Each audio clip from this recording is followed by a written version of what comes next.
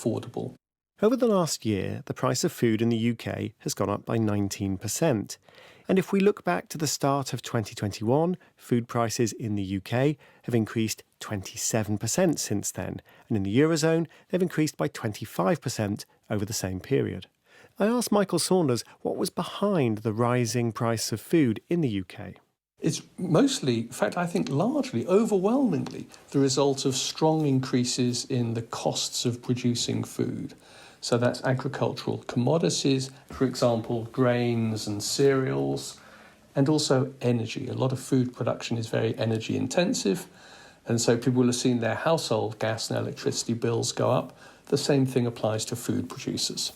Maybe retailers are taking advantage of the fact that people are expecting to see higher prices, and they're saying this is our moment to just nudge them up a bit further and take extra profits. So I'm sure you could find maybe some individual specific examples of that. I don't think that reflects the general picture, though. You can explain the rise in food prices pretty much totally by the rise in the input prices and output prices for food manufacturers and the rise in imported foods coming into the UK.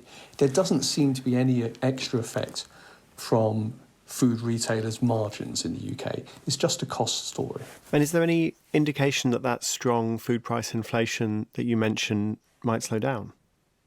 Yeah, so what you've seen just in the last few months is that import price inflation for food has started to slow.